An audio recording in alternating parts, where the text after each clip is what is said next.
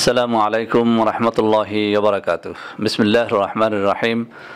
আলহামদুলিল্লাহি রাব্বিল আলামিন ওয়াল আকিবাতু লিল মুত্তাকিন ওয়াসসালাতু ওয়াসসালামু আলা নাবিয়্যিহি মুহাম্মাদিন ওয়া আলিহি ওয়া আসহাবিহি আজমাইন, আম্মা বাদ।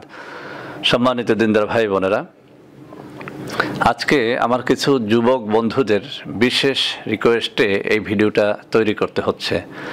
বন্ধুরা, আমার চ্যানেলে যত ধরনের ভিডিও আছে তার মধ্যে নারী পুরুষের যৌন সমস্যাবলীর সমাধানমূলক যে ভিডিওগুলো রয়েছে সেগুলো সব থেকে বেশি ভিউ হয়েছে।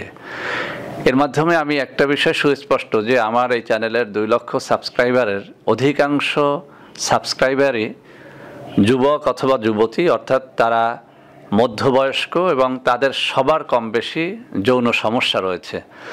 বন্ধুরা আমি একটা কথা বলি, মূলত আমাদের দেশে যৌন রোগীর সংখ্যা কিন্তু কম। বাস্তব অর্থেই যৌন রোগী নেই বললেই চলে, কিন্তু মানসিক রোগীর সংখ্যা হচ্ছে লাখ লাখ কোটি কোটি। এটি আমি এই কারণে বলি, যার আদৌ কোনো যৌন সমস্যা নেই সেও কিন্তু বারবার ফোন করতে থাকে, স্যার আমার এই সমস্যা, স্যার আমার ওই সমস্যা। এমনকি মেয়েরা পর্যন্ত ফোন করে, স্যার আমার এই সমস্যা।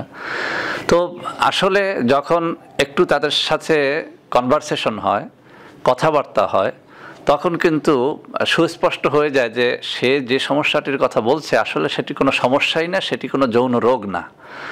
এখন এই সমস্যাটি কেন হয়, এত মানসিক রোগী কিভাবে তৈরি হলো আমাদের দেশে? এটা তৈরি হয়েছে রাস্তার ক্যানভাসারদের কথা শুনতে শুনতে। রাস্তার ক্যানভাসার যখন তার পচা নোংরা ঔষধগুলো, বানোয়াট ভাওতাবাজি ঔষধগুলো বিক্রি করার জন্য মানুষ জড়ো করে বলতে শুরু করে যে তুমি যুবক এদিকে আসো, তোমার আসলে লিঙ্গটা বাঁকা, একদিকে দেখো, দেখো তোমার লিঙ্গটা আগা মোটা হয়ে গেছে, গোড়া চিকুন হয়ে গেছে, দেখো তুমি কিন্তু একটা মেয়ের দিক তাকালেই তোমার লিঙ্গ থেকে সাদা সাদা পানি বের হয়, তুমি কিন্তু শেষ হয়ে গেছো, অতএব তুমি আমার ঔষধ খাও। এই ক্যানভাসারের ভয়তে ভীত হয়ে আমাদের দেশের যুব সমাজ আজকে পঙ্গু হয়ে যাচ্ছে, যৌন রোগীতে পরিণত হয়ে যাচ্ছে।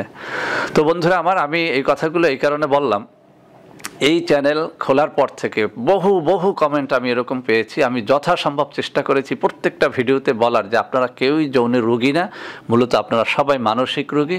কেননা আপনারা যে সমস্ত সমস্যার কথা বলেন এটা কোনো সমস্যা না, এটা হচ্ছে একটা ন্যাচারাল বিষয় যে আপনার লিঙ্গ একটু আগাটা মোটা হবে, একটা গোড়াটা চিকন হবে, বা কোনো দিকে একটু ডানে বামে কাত হবে, এটা ন্যাচারাল একটা বিষয়, এটা কোনো যৌন রোগ না।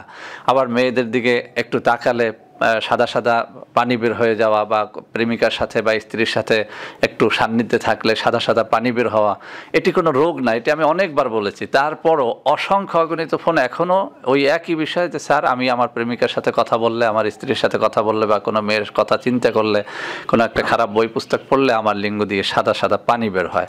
তো বন্ধুরা মূলত আজকে এই বিষয়টি নিয়ে আমি কথা বলবো আপনাদের সাথে, যে অনেক মেয়েদেরও এরকম সাদা পানি বের হয় এবং অনেক ছেলেদের, বিশেষ করে ছেলেদের খুব বেশি হয়। এটা আমি বলবো যে 100% যুবক ছেলেদের মধ্যে 100% ছেলেদেরই কিন্তু মেয়েদের দিকে তাকালে, প্রেমিকার সাথে কথা বললে, বা কোনো অশ্লীল বই পুস্তক পড়লে, বা কোনো কল্পনা, কোনো উত্তেজক দৃশ্য কল্পনা করলে তাদের লিঙ্গ দিয়ে সাদা পানি বের হয়।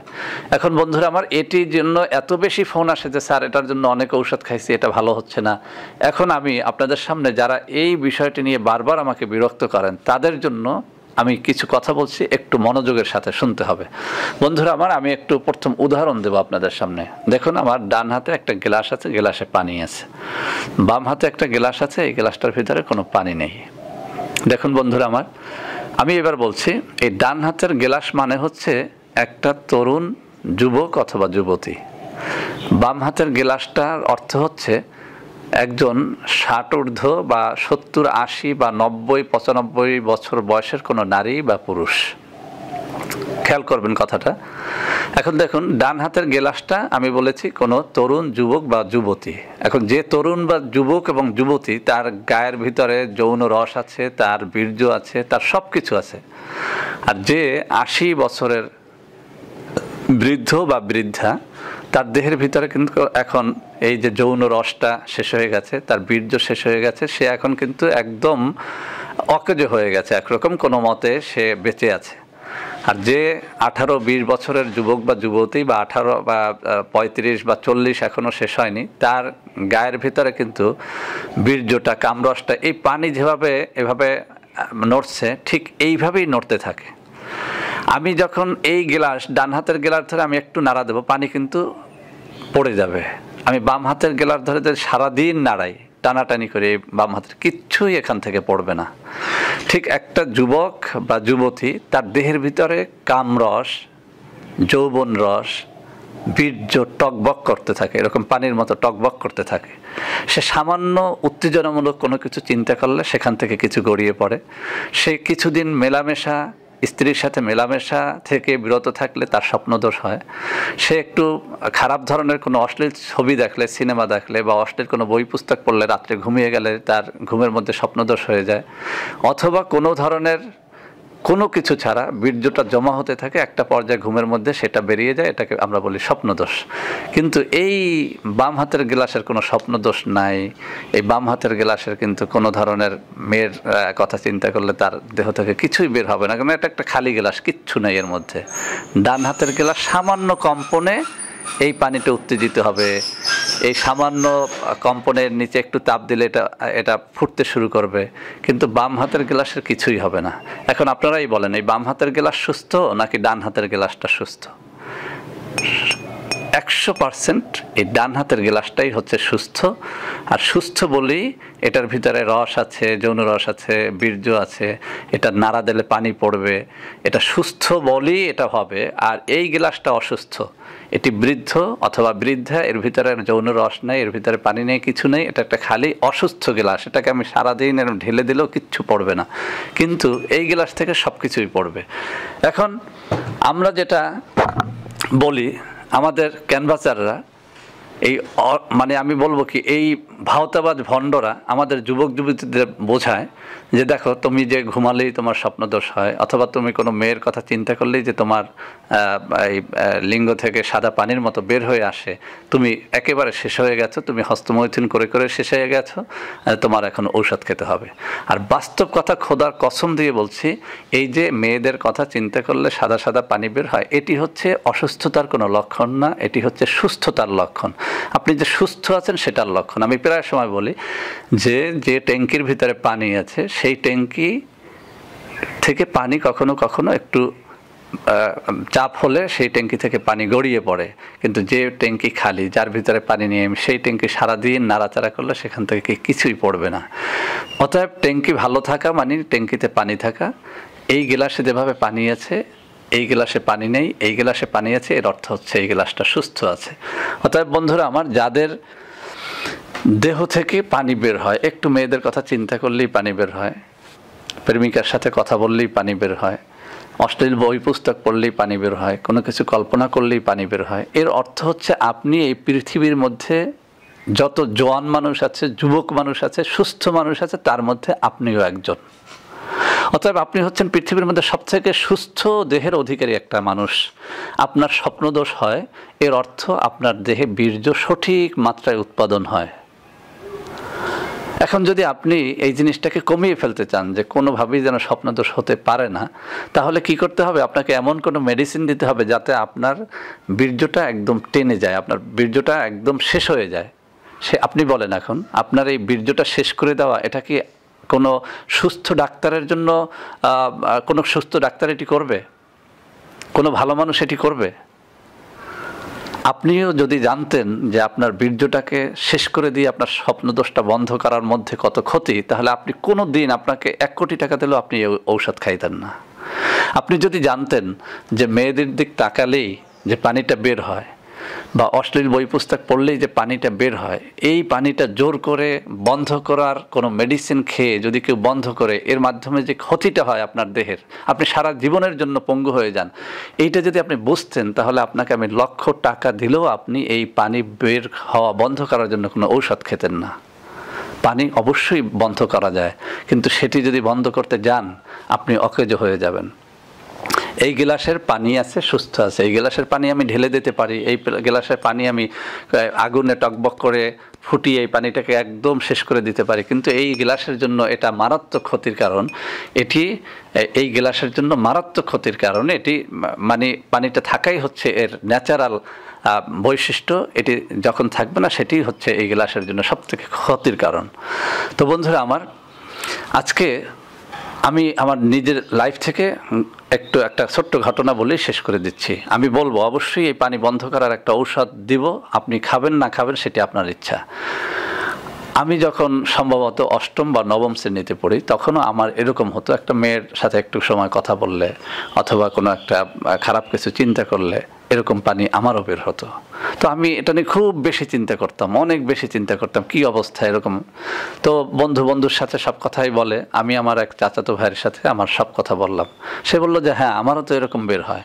তা আমি বললাম যে তুমি এটা কেমনে বন্ধ করছো? বললো যে আমি এক কবিরাজের কাছে গেছি, সে আমাকে একটা ঔষধ দিয়েছে, এই ঔষধটা যখন আমি খেয়েছি, একটা ন্যাচারাল একটা ঔষধ, এটার মধ্যে কোনো ক্ষতি নেই, এটা যখন খেয়েছি আমার এটা বন্ধ হয়ে গেছে। তো আমি বললাম কী ঔষধ? সে বললো যে বেলপাতা। দৈনিক সকালে 2টা বেলপাতা রস করে খেতে হবে, সন্ধ্যায় 2টো বেলপাতা রস করে খেতে হবে, তাহলে লিঙ্গ থেকে আর মেয়েদের দিকে তাকালে বা কথাবার্তা বললে আর পানি বের হবে না। তো আমিও গাছ থেকে বেলপাতা এনে বাস 1 দিন 2 দিন খেলাম। একটু কবি সাহিত্যিক টাইপের ছিলাম আমি ছোটোবেলা থেকে, তো খাতার ভিতরে 2 লাইন একটা কবিতা লিখলাম, বেলপাতা খেলে পড়ে যৌবন ঢলে পড়ে। আবার শুনুন কি লিখছিলাম, আমার এখনও মনে আছে। বেলপাতা খেলাম 2 দিন, এরপরে কবিতা লিখলাম, বেলপাতা খেলে পড়ে যৌবন ঢলে পড়ে। তো বাইদি ভাই পরদিন আমার এই ডায়েরিটা আমার মা দেখলো, এবং সে ডায়েরিটার ভিতরে কবিতার লাইন 2টা দেখলো, আমাকে ডাকলো, এটা তুমি লেখছো কেন? আমি বলছি যে এরকম আমি বেলপাতা খেয়েছি। আমাকে অনেক বকাঝকা করলেন এবং আমাকে বুঝিয়ে দিলেন যে এটার মাধ্যমে উত্তেজনার আশা সত্ত্বেও কিন্তু তুমি কিন্তু পঙ্গু হয়ে যাবে, তুমি বিয়ে করতে পারবে না, তোমার বিয়ের পরে তোমার সন্তান হবে না, তোমার আজীবন তোমার শেষ করে দেওয়ার বুদ্ধি দিয়েছে তোমার বন্ধু, তুমি এটা বাদ দাও। আমি সেই দিন তওবা করে আমার মায়ের কাছ থেকে তালিম নিয়ে আমি সেই দিন সেটি খাওয়া বন্ধ করেছিলাম। আলহামদুলিল্লাহ এখনও 48 বছর বয়সে আমি পূর্ণ সুস্থ। তো বন্ধুরা আমার, আমি বলছি যদি এরকম আপনার এটি বন্ধ করতে হয়, এরকম অনেক ভুয়া ঔষধ আছে, আর ন্যাচারাল ঔষধের মধ্যে বেলপাতা আপনি সকাল বিকাল 2টো করে রস করে খেতে পারেন। দেখেন 1 সপ্তাহ খেলে আপনার আর মেয়েদের দিকে তাকালে পানি বের হবে না, 1 মাস খেলে আপনি আর জীবনে বিয়েই করতে পারবেন না, আপনার লাইফটা শেষ। এখন আপনি ডিসিশন নিতে হবে যে আপনি বেলপাতা খেয়ে আপনার এই মেয়েদের দিকে তাকালে পানিটা বের করা বন্ধ করবেন, নাকি বেলপাতা না খেয়ে কোনো ভাওতাবাজ কবিরাজের ঔষধ না খেয়ে আপনি সুস্থ দেহের অধিকারী হয়ে বেঁচে থাকবেন। আপনি ভাওতাবাজ কবিরাজদের কাছ থেকে ঔষধ খেয়ে আপনার স্বপ্নদোষটা বন্ধ করবেন, নাকি আপনি ন্যাচারাল পদ্ধতিতে বেঁচে থাকবেন? কেননা বিয়ের পরে স্বপ্নদোষ এমনিতেই বন্ধ হয়ে যায়। বিয়ের আগে আমারও হতো, প্রতি সপ্তাহে 4 বার 5 বার 10 বার হতো, কিন্তু আলহামদুলিল্লাহ এখন হয় না। অতএব আমি সকলকে বলছি ন্যাচারাল পদ্ধতির দিকে আগান, ন্যাচারাল কিছু খান, বীর্যটাকে গাঢ় করার জন্য অনেক খাদ্য তালিকা দেওয়া আছে আমার এই চ্যানেলের মধ্যে, অনেক ভিডিওতে, সেগুলো খান। ন্যাচারাল খাবার খেয়ে আপনার দেহটাকে হৃষ্টপুষ্ট করুন, সমস্যাগুলো সারার চেষ্টা করেন। আর ওই যে পানি বের হয় একটু একটু, এটি আপনার সুস্থতার লক্ষণ। এটি মেয়েদেরও অনেক সময় উত্তেজনার কারণে বের হয়, অনেক মেয়েরাও ফোন করে যে স্যার এটি থেকে বাঁচার উপায় কি? কোনো বাঁচার উপায় দরকার নেই মাগো, এটি তোমার বয়সের কারণে হয়। তোমার বয়স তুমি যখন 80 বছরের বৃদ্ধা রমণীতে পরিণত হবে তখন আর পানি বের হবে না। অতএব বন্ধুরা আমার, যেসব যুবক যুবতীরা এই বিষয়টি জানতে চেয়েছেন, আমি আমার ঈমান, আমার আল্লাহকে সাক্ষী রেখে বলছি, যা বাস্তব সেটাই বললাম। আপনারা এই জন্য কোনো ধরনের ঔষধ খাবেন না, ইনশাআল্লাহ বয়সের সাথে সাথে সব ঠিক হয়ে যাবে। এবং এখন আপনাদের এই জোয়ানি কালটা চলার কারণেই এই সমস্যাগুলো দেখা যায়। এটা আসলে কোনো সমস্যা না, এটি আপনার জোয়ানির লক্ষণ, আপনি যে যুবক, আপনি যে যুবতী, সেই লক্ষণ। আল্লাহ হাফেজ বন্ধুরা আমার। ভিডিওটি ভালো লাগলে অবশ্যই বন্ধু বান্ধবদের মধ্যে শেয়ার করবেন, লাইক করবেন, কমেন্ট করবেন, আমাদের চ্যানেলটিকে ভালোবেসে সাবস্ক্রাইব করবেন। আল্লাহ হাফেজ। আসসালামু আলাইকুম ওয়া রাহমাতুল্লাহি ওয়া বারাকাতুহু।